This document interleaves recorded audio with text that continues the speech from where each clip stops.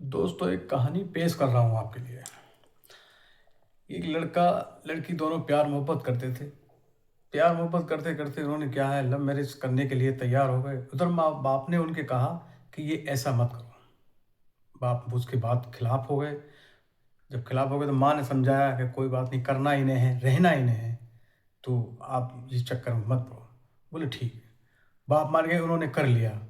कर लिया फिर माँ की बेटी जो है, बेटी की माँ बताती है उसको कि बेटा, एक बार सोच समझ ले, चेक कर ले, कहीं ऐसा ना हो कि लड़का कल के लिए तुझे परेशान करे। तो देखिए माँ ने क्या बताया, और बेटी ने उसके बताने पर क्या करती है। माँ ने कहा ठीक है, जो भी लगे कर लेना, तू जान, तेरा काम जाने। यहाँ तक होती बात। अब आगे सुनिए।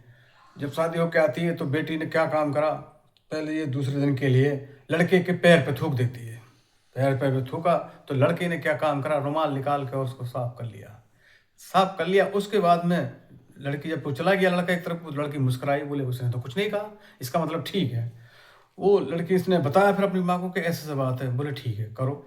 चलते रहे। लड़की की क्या है, फिर आदत बन गई उसको अपनी तरफ झुकाना, हर बात कहना सुनना। एक दिन क्या हुआ, जब बाथरूम से नहा के आ रहा तो उसने क्या काम करा, उसके पेट पे थूक दिया। जब पेट पे थूक दिया तो लड़के ने कुछ भी नहीं बोला। बोला ले बेबी, ऐसा काम कर कि इसमें डब्बे में थूक दिया कर, कभी उस पर थूक दिया, इसमें थूक दिया। मगर वो उसने ये नहीं कहा कि तूने कर क्या रही है।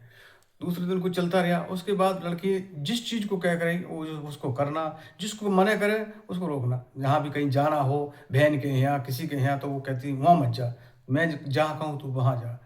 लड़का करता रहा। एक दिन क्या हुआ, वो अपनी बहन के घर जाने रहा। बात यहीं ख़त्म नहीं होती है। बहन के घर जब जा रहा था तो उसने जैसे ही जा रहा था कपड़े उपड़े पहन के उसके मुंह पे थूक दिया।